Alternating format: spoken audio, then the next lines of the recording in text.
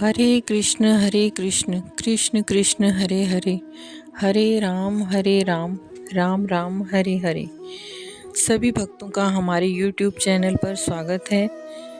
आप इस चैनल को सब्सक्राइब करें, लाइक करें, शेयर करें, बेल आइकन बटन दबाना ना भूलें। हरे कृष्णा। आज हम छठी एकादशी जया एकादशी की कथा सुनते हैं। ये माघ की शुक्ल पक्ष की एकादशी का नाम जया एकादशी है। श्री कृष्ण कहने लगे कि हे राजन, माघ शुक्ल एकादशी का नाम जया एकादशी है। इसका व्रत करने से मनुष्य के सब पाप तथा ब्रह्म हत्या जैसे पाप नष्ट हो जाते हैं। इसके प्रभाव से भूत पिशाच आदि योनियों से भी मुक्ति हो जाती है।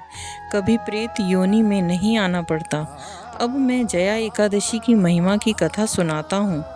प्राचीन समय की बात है कि स्वर्ग लोक में देवराज इंद्र राज्य करते थे। देवगण परिजात वृक्षों से भरे हुए नंदन वन में अप्सराओं के साथ विहार कर रहे थे। 50 करोड़ गंधर्वों के नायक देवराज इंद्र ने स्वेच्छानुसार वन में विहार करते हुए बड़े हर्ष के साथ नृत्य का आयोजन किया।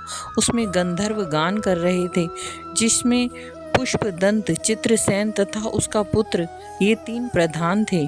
चित्रसेन की स्त्री का नाम मालिनी था। मालिनी से एक कन्या उत्पन्न हुई जो पुष्पवती के नाम से प्रसिद्ध थी। पुष्पदंत गंधर्व का एक पुत्र था जिसको लोग माल्यवान कहते थे। गंधर्व कन्या पुष्पवती ने इंद्र की इस संगीत सभा में माल्यवान को देखा। अपने हाव भाव से पुष्पवती ने माल्यवान को आकर्षित करने की चेष्टा की।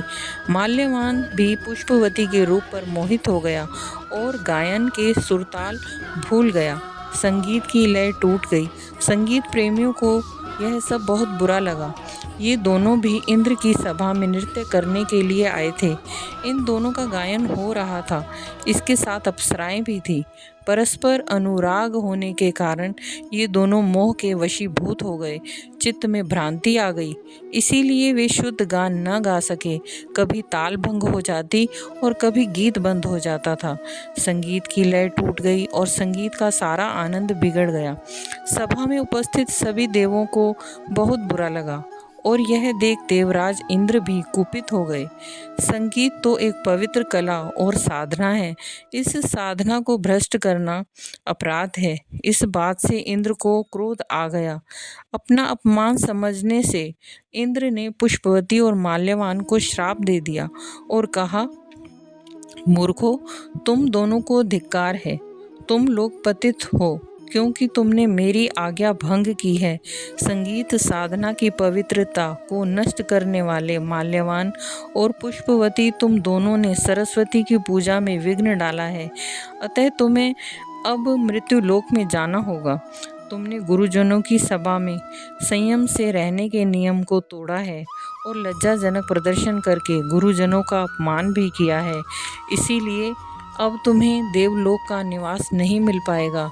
तुम दोनों अधम पिशाच असंयमी जैसा जीवन बिताओगे। इंद्र के इस प्रकार श्राप देने पर उन दोनों के मन में बड़ा दुख हुआ। श्रापवश दोनों मृत्युलोक में हिमालय पर्वत पर चले गए और पिशाच योनि को पाकर अति दुखी हुए। अब वे बीहड़ वनों में भद्दी सूरतें लिए और भक्षण करते जीवन बिता रहे थे। हिमालय के शीतल प्रदेश की कंदराओं में उनका जीवन कष्टमय था। दोनों पश्चाताप की अग्नि में जल रहे थे। अपनों से बिछुड़ने का उन्हें बड़ा दुख था। देवयोग से एक बार माघ मास के शुक्ल पक्ष की जया नामक एकादशी के दिन दोनों ने निराशा से घिर जाने के कारण सवेरे से ही जलपान तक नहीं किया था और कोई पाप कर्म भी नहीं किया था। वे प्रभु का ध्यान कर अपनी गलतियों की क्षमा मांगने लगे। कुछ पल में वह फल इकट्ठा करके फल खाकर दिन भर में वह शुद्ध हृदय से प्रभु का ध्यान करते रहे। सायंकाल पीपल के वृक्ष के नीचे बैठ गए और समाधिस्थ हो गए। रात्रि को भी उन्हें ईश्वर का ध्यान बना रहा। सारी रात उन्होंने जागकर ही बिताई। श्री कृष्ण बोले, हे राजन, संयोग से यह तिथि जया एकादशी व्रत की थी। इस दिन व्रत और रात्रि में ईश्वर का ध्यान और जागरण उनके पुण्य का कारण बना। अनायास ही उनसे जया एकादशी का व्रत हो गया। वस्तुतः जया एकादशी को दिन में व्रत और रात्रि में जागरण करने से दूसरे दिन होते ही व्रत के प्रताप से और भगवान विष्णु की शक्ति से उनकी पिशाच योनि छूट गई। उन्हें पुनः अत्यंत सुंदर गंधर्व और अप्सरा की अपनी देह मिल गई। सुंदर वस्त्र और आभूषणों से अलंकृत हो गए। तब वे दोनों विमान पर बैठकर स्वर्ग लोक को प्रस्थान कर गए। उस समय आकाश में देवता तथा गंधर्व उनकी स्तुति करते हुए पुष्प वर्षा करने लगे और स्वर्ग लोक में जाकर उन दोनों ने प्रसन्नता से देवराज इंद्र को प्रणाम किया। देवराज इंद्र इनको पहले जैसे रूप में देखकर आश्चर्य में पड़ गए। इंद्र ने पूछा कि पिशाच योनि से तुम्हें किस प्रकार छुटकारा पाया है।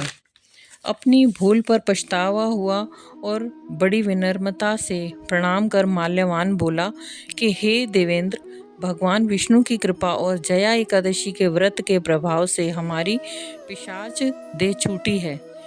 इंद्र ने कहा कि हे माल्यवान, भगवान की कृपा और एकादशी के व्रत के करने से केवल तुम्हारी पिशाच योनि छूट गई, वरन तुम्हारे सभी कुल वाले और स्वर्ग के निवासी भी वंदनीय हो गए, क्योंकि विष्णु और शिव के भक्त सदैव हमारे वंदनीय रहते हैं। इसलिए आप दोनों हम सभी देवताओं के भी वंदनीय हो गए हो। अब आप दोनों आनंद से स्वर्ग लोक में विहार करो। पुष्पवती ने भी निवेदन किया कि हे देवेंद्र, आपका श्राप हमें वरदान बन गया और हमें भगवान श्री विष्णु की कृपा प्राप्त हुई है। भगवान श्री कृष्ण कहने लगे, युधिष्ठिर, इस जया एकादशी के व्रत से पिशाच योनि में पड़ा व्यक्ति भी मुक्ति पाकर स्वर्ग में वास करता है। एकादशी का व्रत उनके यज्ञ, जप, दान आदि से भी अधिक फलदायी होता है। जो मनुष्य जया एकादशी का व्रत करते हैं वे अवश्य ही स्वर्ग में वास करते हैं। जिसने एकादशी व्रत किया है उसने सब प्रकार का दान दे दिया है और संपूर्ण यज्ञों का अनुष्ठान कर लिया है। इसके महात्म्य को पढ़ने और सुनने से अग्निष्टोम यज्ञ का फल मिलता है। हरे कृष्णा। श्री भविष्योत्तर पुराण में यह कथा वर्णित है। इसमें आप फलाहार ले सकते हैं, श्री कृष्ण को भोग लगाइए।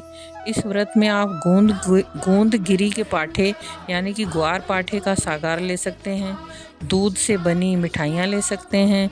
दूध व कुट्टू से बनी मिठाई, दूध से बने व्यंजन या सामग्री ले सकते हैं और फल तथा मेवा आदि ले सकते हैं। हरे कृष्णा। राधे राधे।